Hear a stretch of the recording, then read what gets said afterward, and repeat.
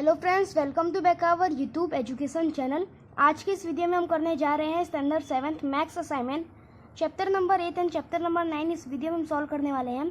सबसे पहला first number है आपका -1/2 and dash R equal rational number.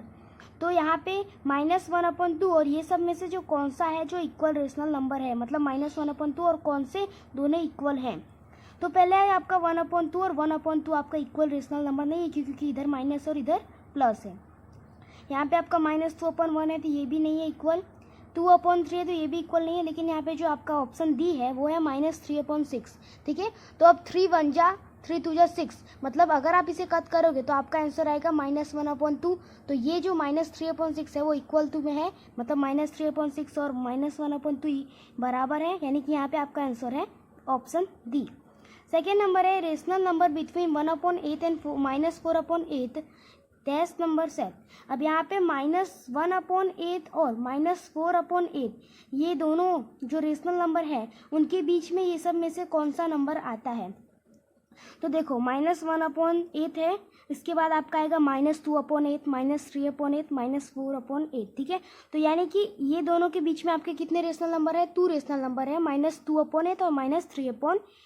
ठीक है, तो आपको देखना है। तो यहाँ पे जो आपका -3/8 है वो ऑप्शन बी में है, तो यानी यहाँ पे आपका जो आंसर है वो है -3/8 ऑप्शन बी। थर्ड नंबर है आपका the simplest form of -15/30 is. अब -15/30 का सिंपलेस्ट फॉर्म क्या होगा, तो इसका सिंपलेस्ट फॉर्म क्या होगा, जब आप -15 को और 30 को कट कर दोगे तो आपका क्या आएगा, 15 1 जा और 15 2 जा, मतलब आपका आंसर है -1/2। तो यहाँ पे जो ऑप्शन सी है वो है आपका -1/2, तो सी है आपका राइट आंसर। नेक्स्ट आता है आपका 4 नंबर -2/9 डैश 2/3, मतलब कि यहाँ पे -2/9 जो है वो क्या है, 2/3 से छोटा है, बड़ा है, इक्वल टू में है, क्या है।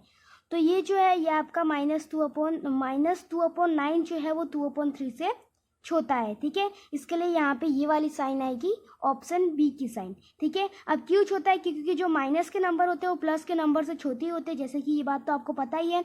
नेक्स्ट आता है हमारा 5 नंबर 5/11 नीचे डैश नंबर। अब 5/11 कैसा नंबर है, तो 5/11 जो है वो कैसा नंबर है, वो एक रेशनल नंबर है।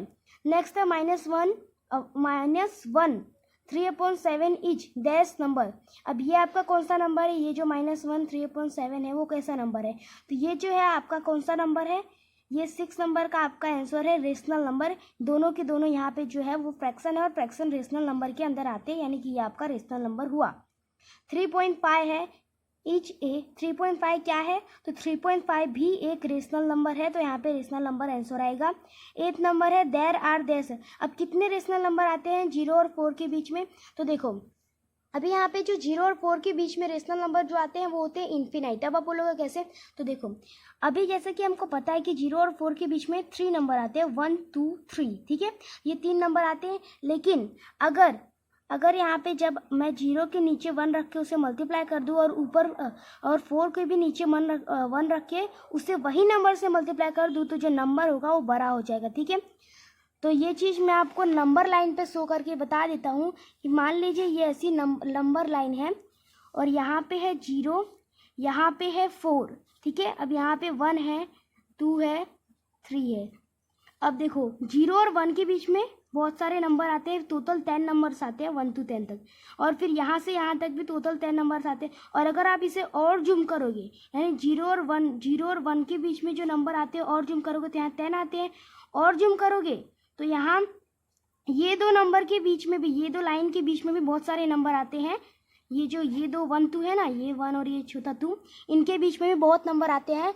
मतलब कि इसका मतलब ये हुआ कि यहाँ पे इन्फिनाइट नंबर होते हैं कोई भी 2 नंबर के बीच में। ठीक है,